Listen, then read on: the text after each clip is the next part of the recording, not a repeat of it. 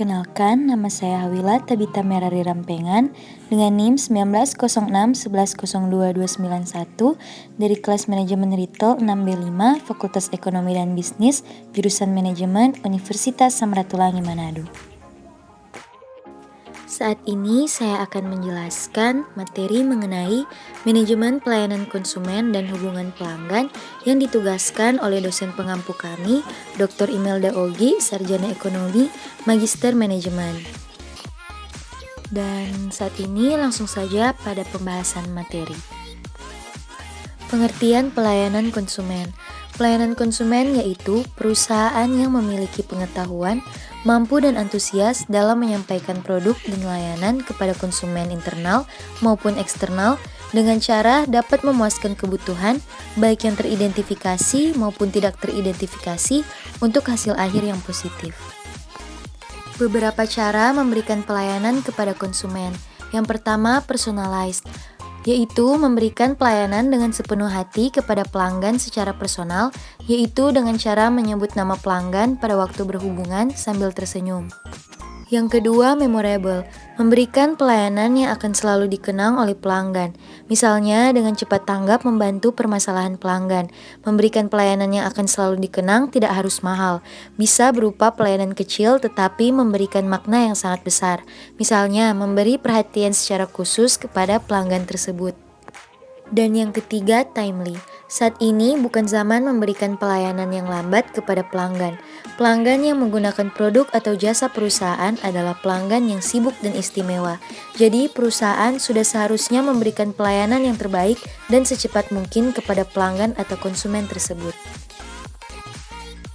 Selanjutnya, pengertian manajemen hubungan pelanggan. Manajemen hubungan pelanggan atau Customer Relationship Management (CRM) adalah kemampuan suatu perusahaan untuk menjalin hubungan dengan pelanggan secara lebih mendalam dengan memadukan setiap aspek dari setiap kontak dengan pelanggan termasuk penjualan, pemasaran, dan pelayanan pelanggan. Tujuan manajemen hubungan pelanggan. Yang pertama, mengenali pelanggan terbaik dan mempercayainya dengan meningkatkan pemahaman perusahaan akan kebutuhan mereka sebagai individu, memenuhi harapan mereka terhadap perusahaan, dan membuat hidup mereka berubah. Yang kedua, menciptakan keunggulan kompetitif secara terus-menerus terhadap merek, produk, atau bahkan perusahaan yang kita miliki dibandingkan dengan merek, produk, atau perusahaan pesaing. Yang ketiga, memberi panduan kepada perusahaan dalam penggunaan teknologi dan sumber daya manusia untuk mendapatkan pengetahuan tentang tingkah laku dan nilai pelanggan dalam berkomunikasi dan berinteraksi sebagai dasar untuk membangun hubungan sejati dengan pelanggan. Beberapa manfaat dari manajemen hubungan pelanggan. Yang pertama, mendorong loyalitas nasabah. Aplikasi manajemen hubungan pelanggan memungkinkan perusahaan untuk mendayagunakan informasi dari semua titik kontak dengan nasabah, baik via web, call, ataupun lewat staf pemasaran dan pelayanan di lapangan. Yang kedua, mengurangi biaya. Kemampuan perusahaan dalam penjualan dan pelayanan ada biaya yang bisa dikurangi, misalnya dengan memanfaatkan teknologi web.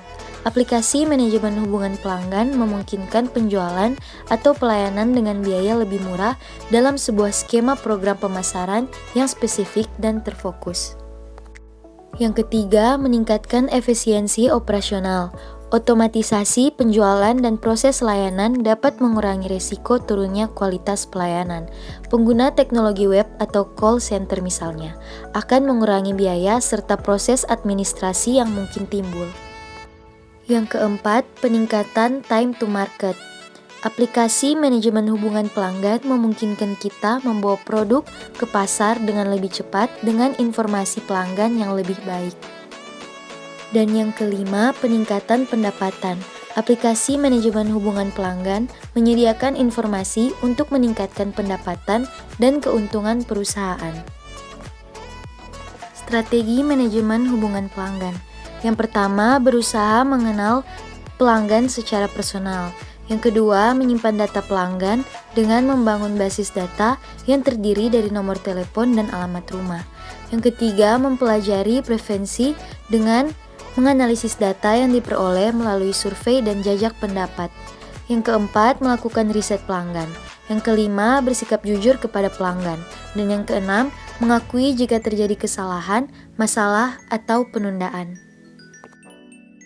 Selanjutnya, jenis manajemen hubungan pelanggan.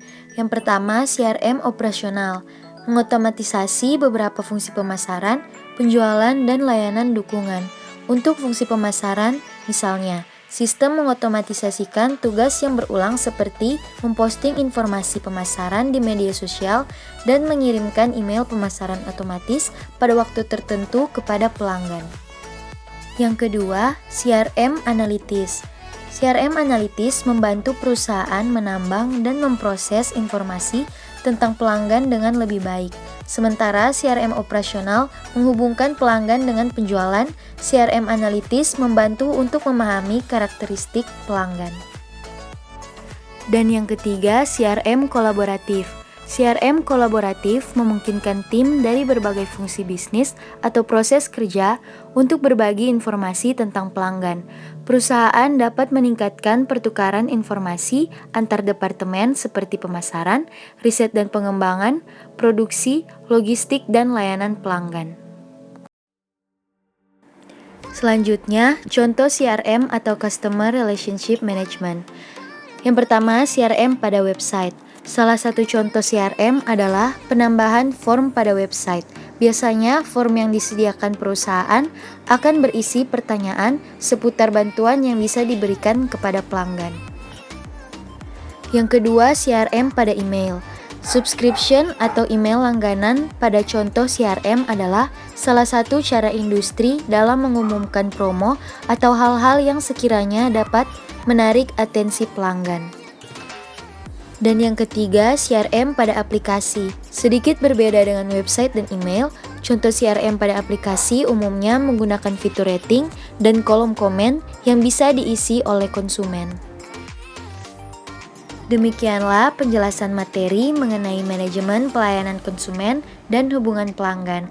Mohon maaf jika ada salah kata atau penyebutan. Semoga video ini dapat bermanfaat dan diucapkan terima kasih.